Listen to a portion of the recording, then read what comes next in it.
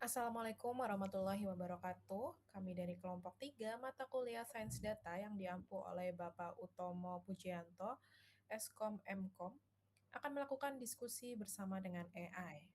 AI yang kami gunakan di sini adalah ChatGPT, dan adapun keyword yang kami pilih dalam diskusi ini ada 5 keyword, yaitu yang pertama ada data science, yang kedua ada data mining, yang ketiga ada CRISP DM, yang keempat ada data preparation, dan yang terakhir adalah predictive analytics. Adapun alasan kami memilih kelima keyword tersebut, karena kelima keyword tersebut kami anggap telah merepresentasikan alur lengkap dalam sains data, mulai dari konsep dasar, proses analisis, hingga penerapan hasilnya. Sebelum kami lanjutkan lebih jauh, izinkan saya bertanya kepada Mirza, apakah suara saya dan screen record terdengar dan terlihat jelas? Sudah aman, Mbak. Baik, akan kita lanjutkan menuju diskusi. Yang pertama ada di keyword data science. Untuk keywordnya,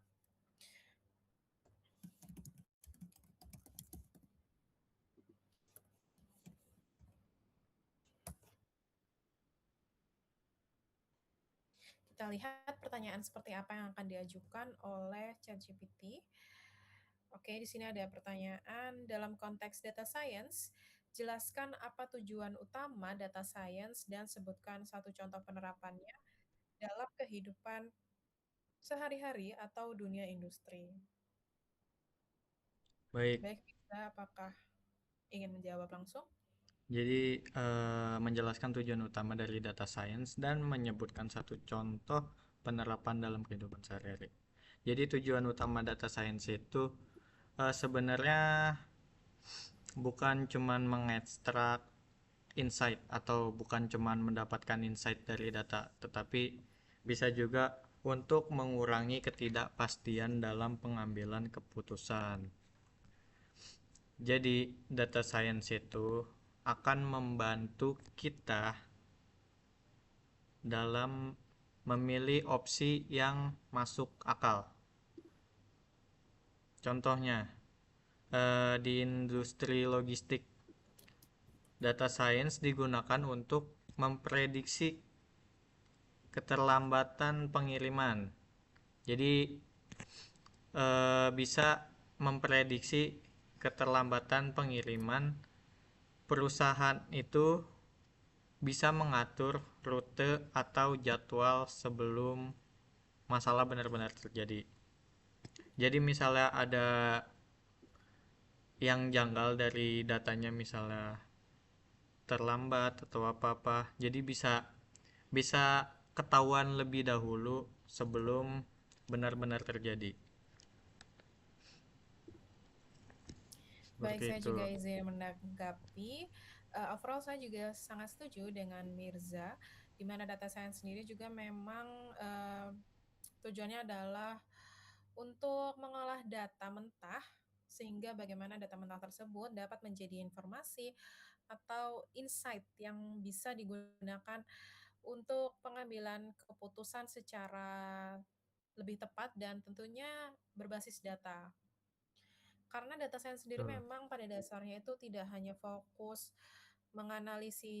menganalisis data masa lalu, tetapi juga dia akan mencari pola dan memprediksi kemungkinan yang akan terjadi untuk di masa depan. Jadi dia memang forecasting. Untuk contoh penerapannya yang saya tahu, contohnya ada di aplikasi e-commerce, di mana data science digunakan untuk merekomendasikan produk berdasarkan riwayat pencarian dan pembelian dari kita sebagai user atau pengguna.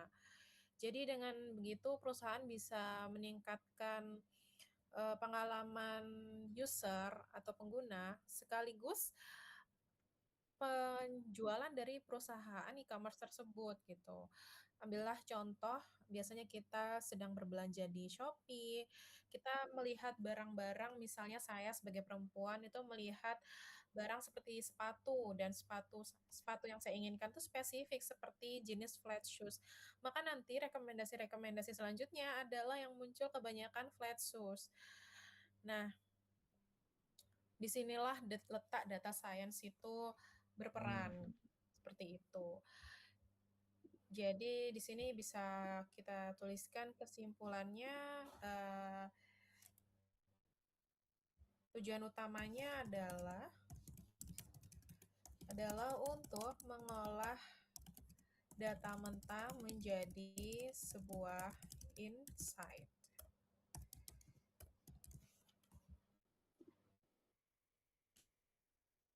yang digunakan untuk pengambilan keputusan. Untuk contohnya tadi seperti apa, Mirza? Mungkin kita bisa pakai contoh yang ada di Mirza.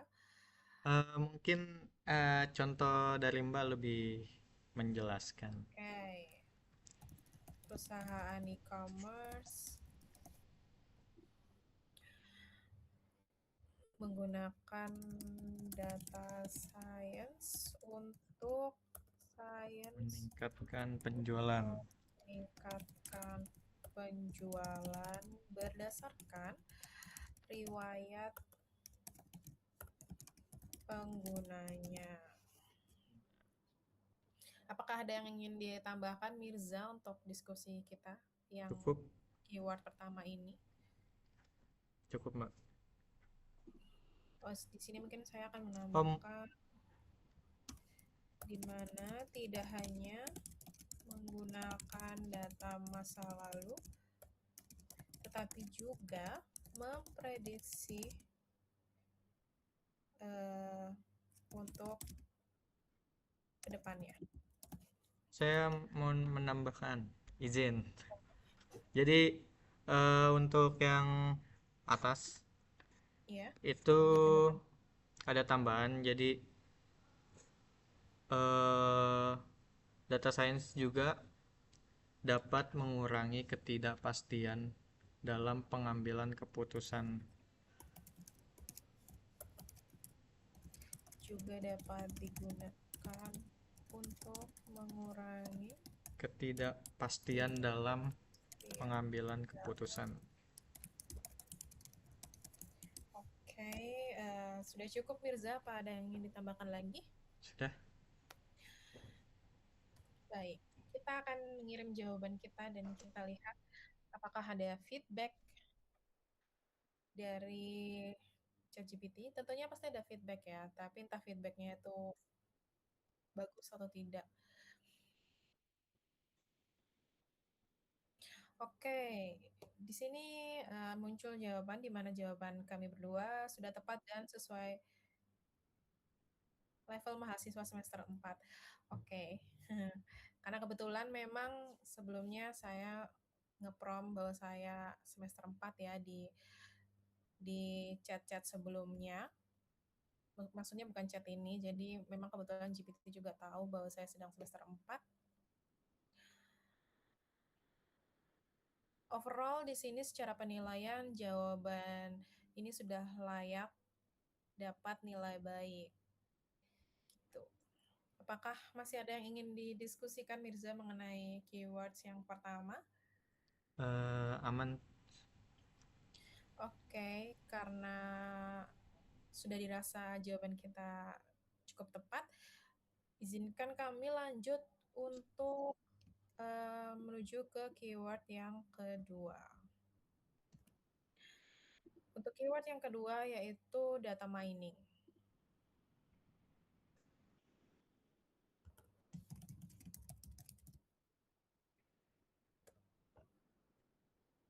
Kira-kira pertanyaan apa yang akan diajukan?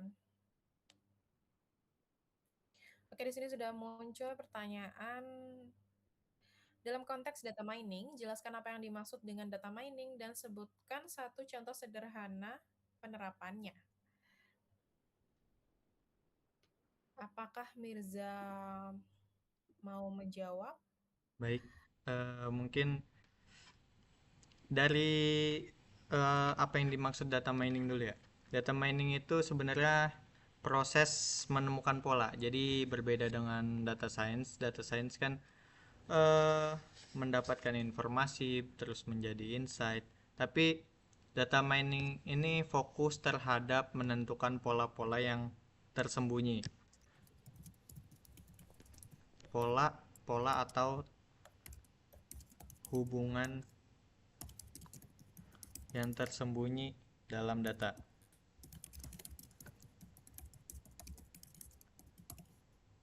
Oke. Jadi menurut saya itu.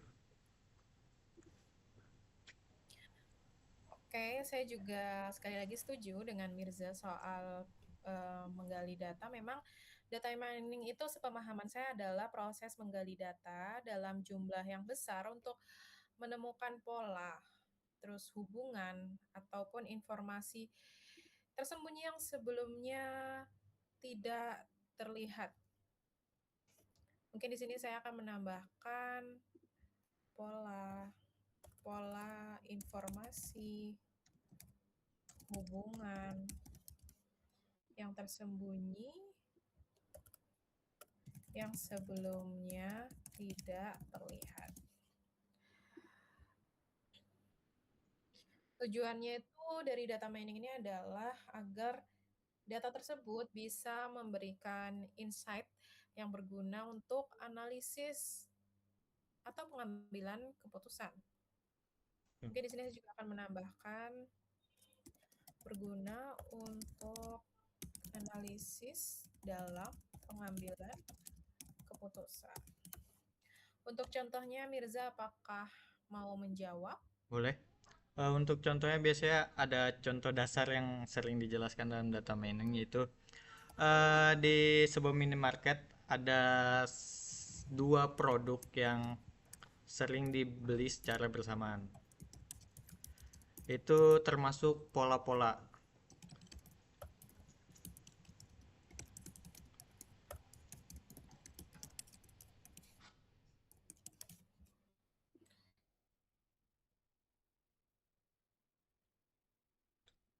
Oke, saya juga mau menambahkan bahwa memang yang paling umum dijadikan contoh itu adalah barang-barang di supermarket, minimarket, dan sejenisnya. Jadi memang itu digunakan untuk mengetahui produk apa saja yang sering dibeli secara bersamaan oleh pelanggan. Jadi nantinya hasilnya dapat dimanfaatkan untuk penataan rak atau untuk promosi gitu. Jadi semisal orang membeli apa ya yang secara bersamaan. Semisal orang membeli gula pasti membeli garam. Jadi kita bisa menggunakan data tersebut untuk meletakkan kedua produk tersebut dalam satu rak yang sama. Mungkin Betul. akan saya tambahkan di dalam chat ini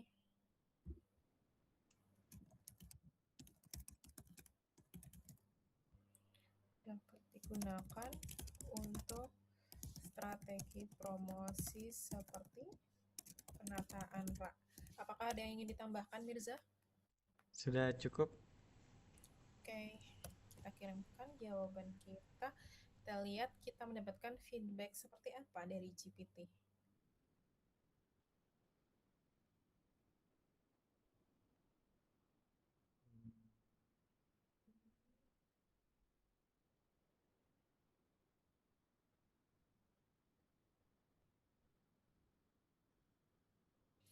Oke, di sini kita langsung melihat kesimpulannya, di mana jawaban kamu sudah benar, relevan, dan menunjukkan pemahaman konsep.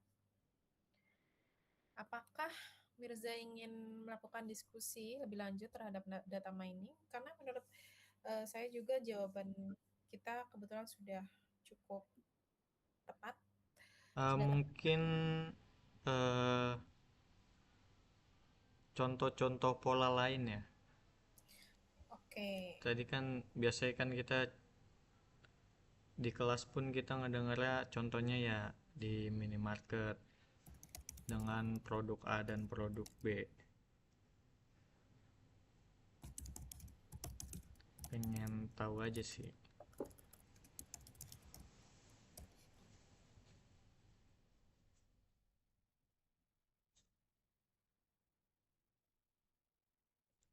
asosiasi.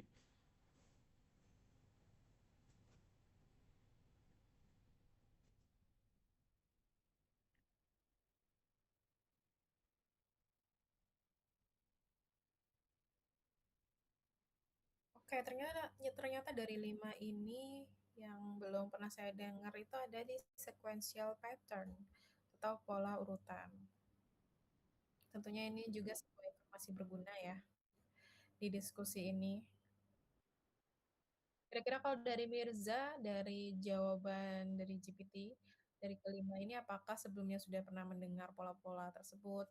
Mungkin saya sendiri baru 1 sampai 3 ya yang saya tahu, ada asosiasi, classification, dan clustering. Cuman untuk yang tadi 4 nih, sequential dan anomali outlier. Outlier juga ada ternyata ya, pola outlier. Oke.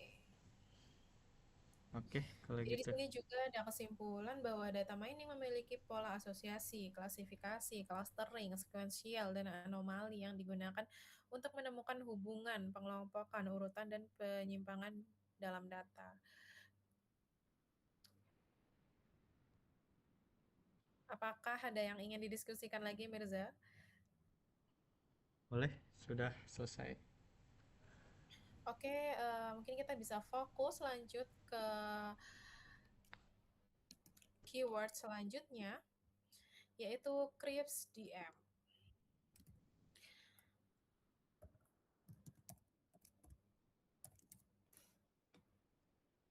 Kita lihat akan diberikan pertanyaan seperti apa.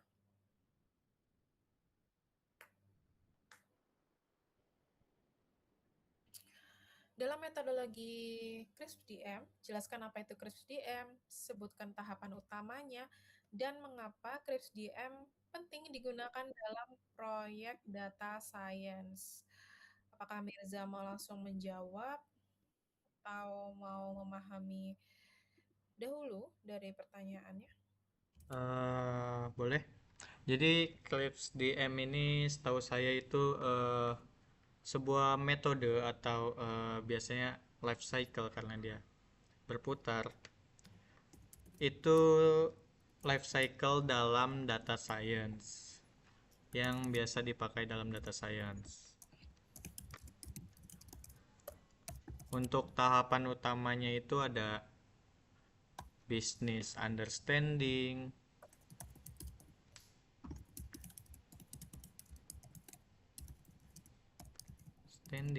yang kedua itu ada data understanding, yang ketiga itu ada data preparation, yang keempat itu ada modeling, yang kelima ada evaluation dan deployment.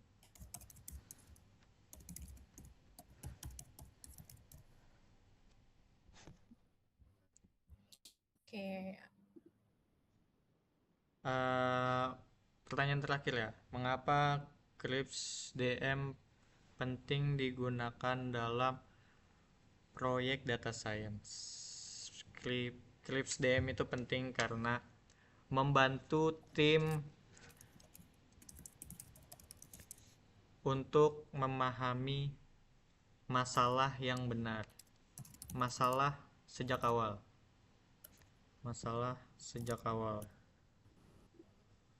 koma, memastikan model, terus juga dapat digunakan juga dalam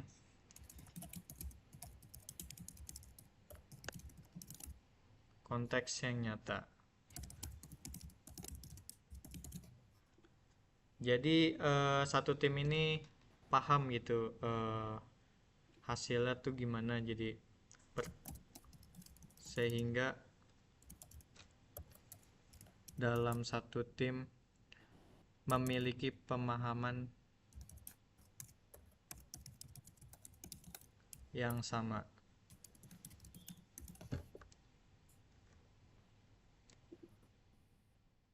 oke, apakah ada yang ingin Mirza. Saya mungkin izin menambahkan ya. Jadi saya juga sepemahaman dengan Mirza. Untuk tahapan-tahapannya juga setahu saya juga memang seperti itu, sama persis. Di mana ini untuk menggambarkan alur dari memahami masalah bisnis hingga hasil model agar siap digunakan.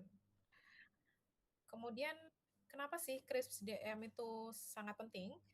Karena hal ini membantu tim tetap fokus pada tujuan awal gitu. Jadi nggak sembarangan juga.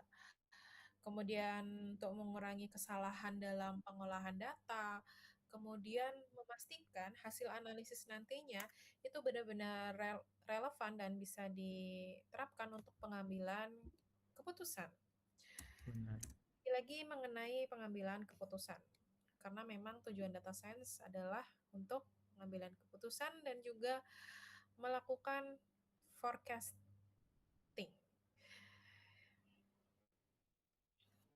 Jadi mungkin di sini saya akan menambahkan serta untuk memastikan bahwa hasil model tetap relevan. Apakah ada yang ingin ditambahkan lagi, Mirza? Aman, Mbak. Oke.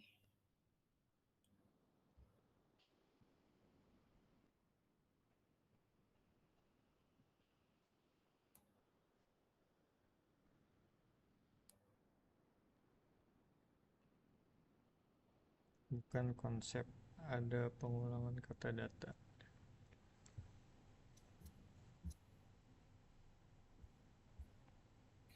Oke, di sini feedbacknya overall baik.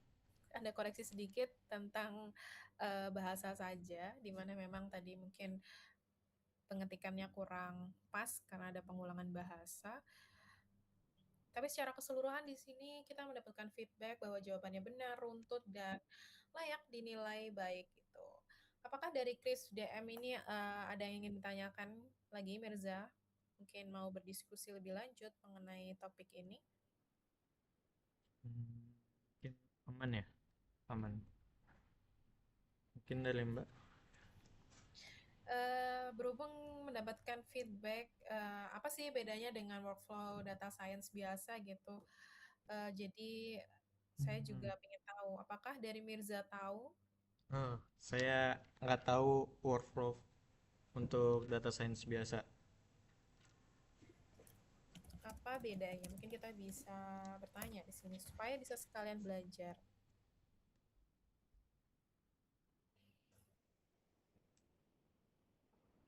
Oke, ternyata perbedaannya tuh terdapat di fleksibilitasnya ya. Kalau workflow data science biasa itu dia lebih fleksibel, jadi tidak ada urutan baku.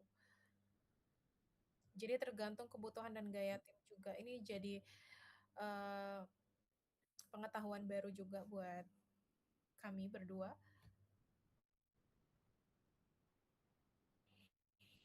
Jadi Pada intinya di langsung sini ke Scripts DM eksplorasi cocok data untuk atau proyek yang modeling. terencana dan kolaboratif, sedangkan workflow data science biasa lebih cocok untuk eksplorasi cepat atau eksperimen. Hmm, hmm. Oke, ternyata di sini terdapat informasi baru gitu. Oke, mungkin bisa kita lanjut kepada keyword yang ke berapa ini ya? Keempat ya. Di keempat kita punya keyword data preparation. Preparation.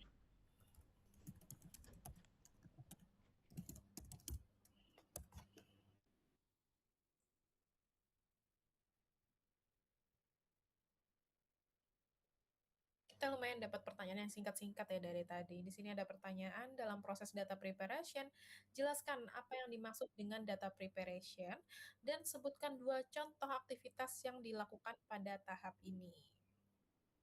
Oke, jadi data preparation itu proses menyiapkan data. Jadi setelah data didapatkan, itu kita harus make up ulang.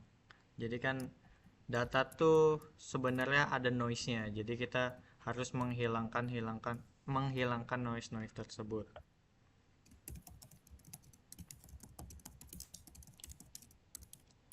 Kalau dari saya begitu, data preparation. Mungkin ini ada pertanyaan lagi. Sebutkan dua contoh aktivitas yang dilakukan pada tahap ini. Mungkin contoh aktivitasnya seperti mendapatkan missing value. Jadi kan data tuh nggak boleh ada yang missing value, karena kalau misal ada yang kosong itu dianggap eh, apa ya, tidak ada nilainya, jadi mempengaruhi keakuratan datanya. Jadi semin seminim-minimnya ya dibersihkan missing value tersebut. Terus ada juga outlier. Jadi outlier ini nih data yang nilainya itu jauh lah, misalnya rata-ratanya cuma 20, tapi ada satu nilai itu hampir 200-an, itu kan outlier. Seperti itu kalau saya, pembersihan outlier dan missing value. Outlier ini sama seperti anomali ya. Hmm. Oke, jadi kalau menurut saya data preparation itu memang tahap menyiapkan data mentah agar siap digunakan untuk analisis dan pemodelan. Mungkin di sini saya akan menambahkan proses penyiapan data mentah agar siap digunakan untuk pemodelan. Tuh. Kenapa sih data itu harus dibersihkan dan disesuaikan? Kira-kira kenapa, Mirza? Karena ada kalau misalnya kita nggak ngebersihin itu akan terjadi bias, karena ada data-data yang emang, misalnya saya sendiri ya, saya disuruh mengisi input, disuruh mengisi form, tapi saya nggak ngebaca itu soalnya apa, jadi saya asal mencet, itu kan datanya kan nggak valid ya, maksudnya Ya. yang mengisi juga nggak valid. Jadi kita harus membersihkan data-data dari data anomali-anomali tersebut, seperti Jadi itu. intinya untuk meningkatkan kevalitan data juga ya, terus supaya kualitasnya tuh bisa lebih baik dan tidak menimbulkan kesalahan saat proses berikutnya. Benar.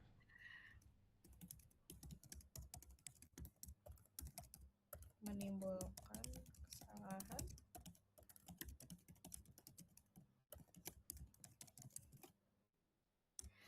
Untuk contohnya sebenarnya di sini udah ada dua ya, seperti soalnya minta dua, tapi saya izin menambahkan satu, yaitu melakukan transformasi atau normalisasi data. Jadi supaya skalanya sesuai dengan kebutuhan analisis. Mungkin di sini tulis normalisasi data. Ada yang ingin ditambahkan, Mirza? Aman.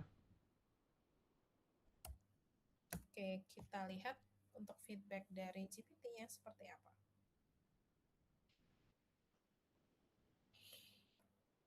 Oke, kali ini feedbacknya semua centang hijau ya. Terpantau tidak ada revisi-revisi. Dan kesimpulannya di sini jawaban kami berdua sudah tepat dan layak dinilai baik. Oke, kalau dari topik ini apakah ada yang ingin didiskusikan lebih lanjut gitu, Mirza? Mungkin aman kalau dari saya.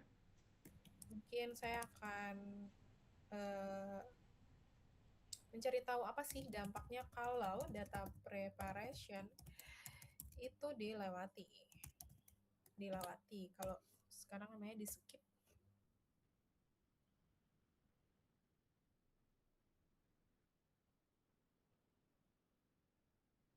Model menjadi tidak akurat. Benar.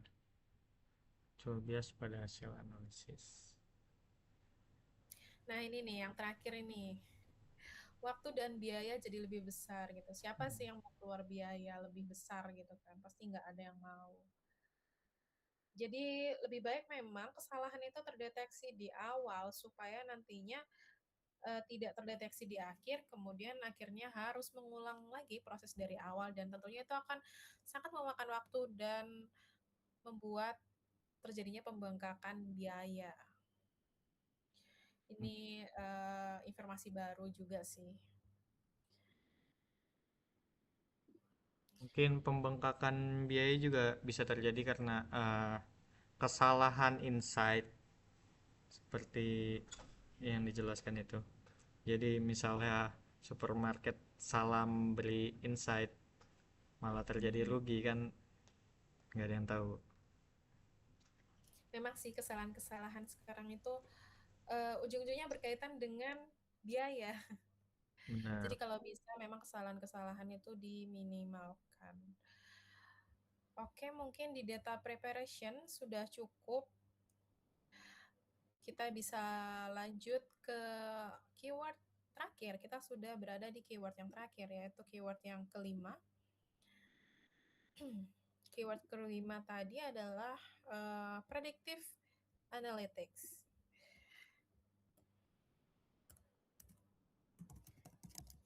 Predictive analytics. Analytics.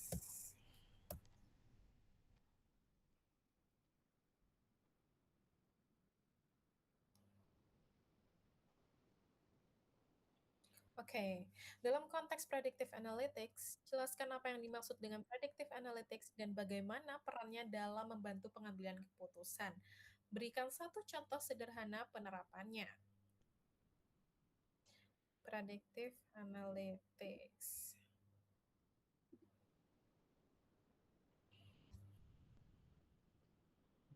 Predictive analytics. Mirza mau menjawab terlebih dahulu atau Boleh. mungkin mau saya? Mbak mau? Boleh? Boleh. Jadi, sepemahaman saya, predictive analytics itu merupakan pendekatan analisis data yang menggunakan data historis, kemudian teknik statistik, dan model machine learning untuk memprediksikan kejadian atau kondisi di masa depan. Tentunya perannya ini sangat besar ya, karena perannya ini tentunya berperan dalam pengambilan keputusan, lagi-lagi pengambilan keputusan, dan untuk membantu pihak terkait untuk mengambil langkah yang tepat karena keputusan didasarkan pada hasil prediksi, bukan sekedar intuisi, bukan cuma eh, prediksi tanpa data gitu ya. Jadi prediksi di sini berdasarkan data gitu. Jadi berarti prediksi analitik ini fokusnya terhadap memperkirakan ya, memperkirakan kemungkinan yang ada di masa depan atau memprediksi. Ya, seperti namanya prediktif gitu. Hmm, Predictive analytics kalau di bahasa Indonesia kan analisis prediktif gitu. Jadi itu tadi pendekatan analisis data yang menggunakan data historis, kemudian teknik statistik, dan model machine machine learning learning.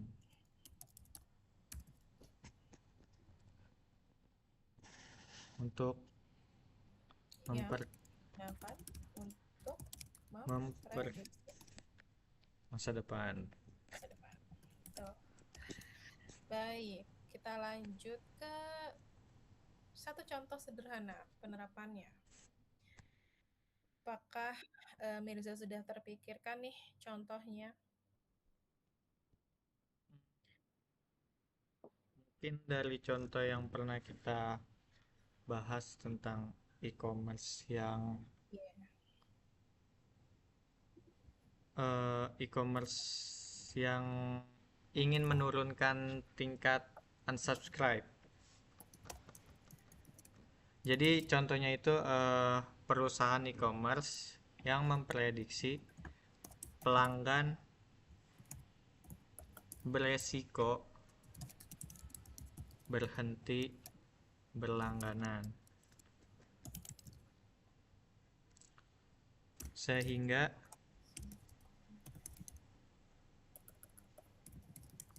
berhenti berlangganan, berlangganan sehingga sehingga bisa memberikan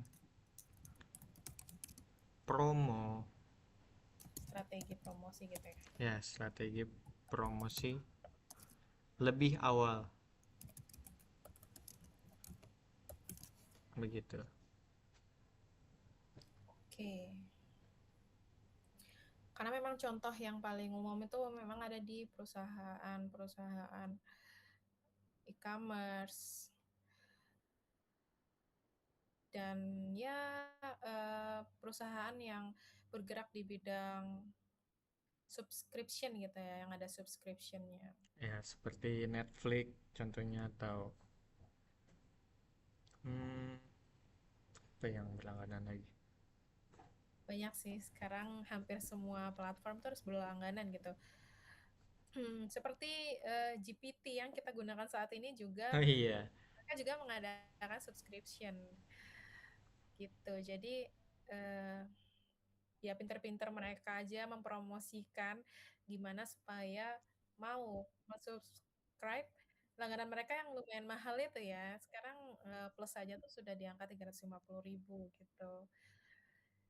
Jadi memprediksi pelanggannya juga bisa dari misalnya pelanggan tersebut jumlah aktivitasnya turun gitu, mungkin sudah tidak tertarik dengan kontennya atau eh, apapun seperti itu, atau memang mungkin karena kemarin promo terus berlangganan terus nggak dapat promo, ternyata nggak dilanjut. Bisa juga untuk menentukan pelanggan tersebut ternyata tipikalnya hemat gitu. Begitu. Iya. Jadi memang ujung-ujungnya pasti terkait promosi biasanya kebanyakan ya. Eh, Mostly contoh-contoh yang ada itu memang ujung-ujungnya itu untuk melakukan promosi gitu. Saat ini saya juga belum terpikirkan apakah ada contoh lain yang ujungnya tuh bukan untuk promosi. Jadi mungkin jawaban kami ini dahulu. Apakah masih ada yang ingin ditambahkan, Mirza? Aman.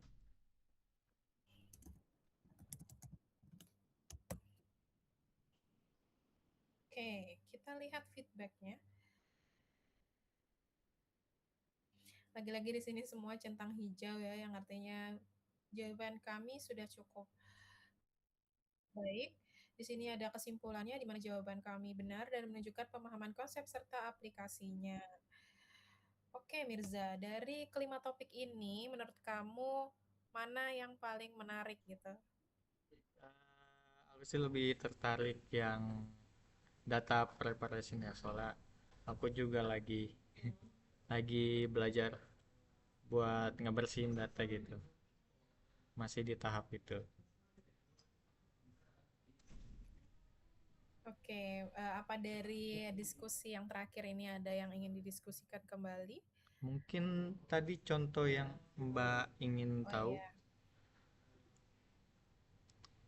kira-kira harus sedikit seperti apa ya? Jadi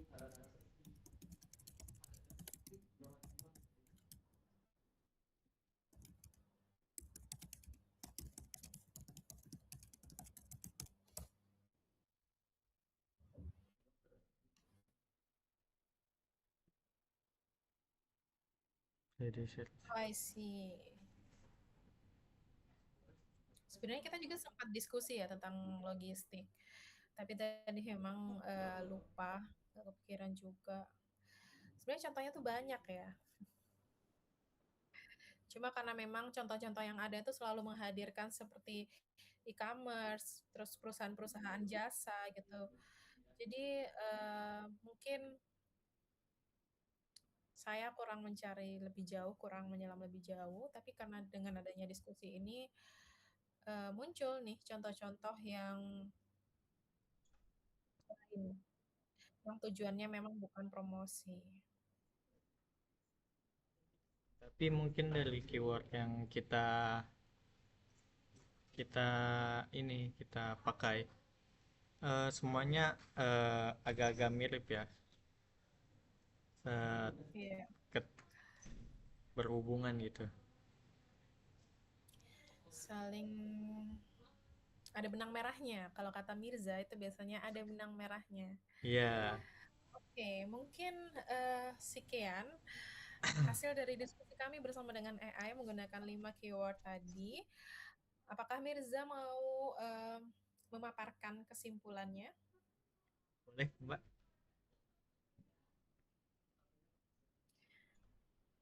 Oke, jadi kami simpulkan bahwa yang pertama dari keyword yang pertama data science itu merupakan mencakup keseluruhan proses pengolahan data dan pengambilan keputusan berbasis data. Kedua, ada data mining di mana digunakan untuk menjelaskan proses inti dalam menemukan pola atau pengetahuan dari data yang tentunya merupakan bagian penting dari data science. Kalau di data mining nih ingat data mining itu ya udah pola gitu. Jadi memang untuk Iya. menemukan pola. Yang ketiga ada Krebs DM yang merupakan framework standar yang memberikan alur kerja sistematis dalam proyek-proyek data science sehingga membantu menghubungkan konsep dengan praktik. Yang keempat ada data preparation yang disukai Mirza tadi, di mana tahap ini tentunya sangat krusial karena paling mempengaruhi kualitas hasil analisis. Meskipun seringkali dianggap sepele gitu. Tadi sempat kita diskusikan apa jadinya kalau misalnya data preparation ini dilewati. Karena data preparation yang jelek, nanti outputnya juga pasti jelek gitu. Bisa terjadi Dengan biaya bengkak juga. ujung-ujungnya biaya, ujung-ujungnya uang gitu. Hmm. Oke, yang terakhir ada di topik keyword predictive analytics atau analisis prediksi. Tuh. Di sini digunakan untuk menunjukkan bagaimana hasil pengelolaan data dapat digunakan untuk memprediksi kondisi di masa depan, serta untuk mendukung pengambilan keputusan. Lagi-lagi pengambilan keputusan. Oke, baik. Apakah dari Mirza ada yang ditambahkan? Aman. Oke, kalau begitu izinkan kami menutup diskusi pada hari ini. Jika ada kurang lebihnya, kami mohon maaf. Wassalamualaikum warahmatullahi wabarakatuh.